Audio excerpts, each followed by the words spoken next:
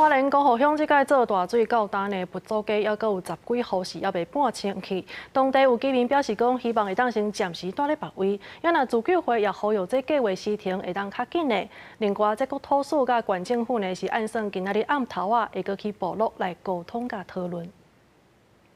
志刚咧吐土，乌土机也咧清。花莲江湖乡大水灾东灾区的佛祖街灾后清理工作继续进行，只是透过空气镜头清出的土沙，对甲美术馆也有未少民家也强要全浸伫水内，尤其伫宝安市东边46巷一带，一直严重，无任何清理动作。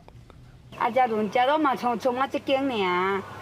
村内都拢差不多。在产值超人跟国军弟兄的努力下，虽然光复市区的泥沙已经清得差不多，不过在佛祖街46巷这里，还是有几间民房，大约10几户深埋在深泥当中。当地的居民跟志工表示，这里还是非常需要志工，希望大家能够来这里帮忙。佛祖街的清理重点，中央表示，则是由原锁定林电干道、甲地下水道的临时水道破通。另外，自政府方面统计，也有21户无情清理6户，中央有够这能力。 完成相关的清污工作，也过当地居民的居住问题由远真着急，中计处的选址真受关注。相关的方案依照这个调查的结果，还有一些建筑安全评估的结果，再做方案的讨论。当地71户一共40户表明有意住伫中计处，也过地点选择甲各项规划，中央各单拢无定案，也互原民部落造成的自救会诉求各项计划时程会当加紧推进。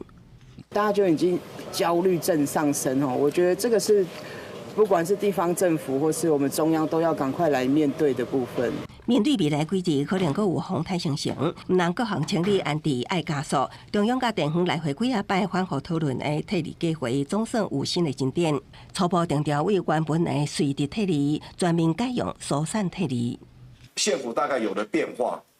就是推翻了垂直撤离，它要采取疏散撤离。 那不过这一点我是尊重县府的意见，因为毕竟来讲，这个撤离计划是由县府来执行的。中央公布相关细节内容，风台正伫警戒区域的24点钟进行，相关退离就下展开，包括弱势甲住伫平房式的居民，全拢爱强制退离，其他的保全户也爱伫 GPS 警报系统发放疏散。桂林县表示会利用这摆特别形成的风城风台实际来应人。公视新闻采访报道。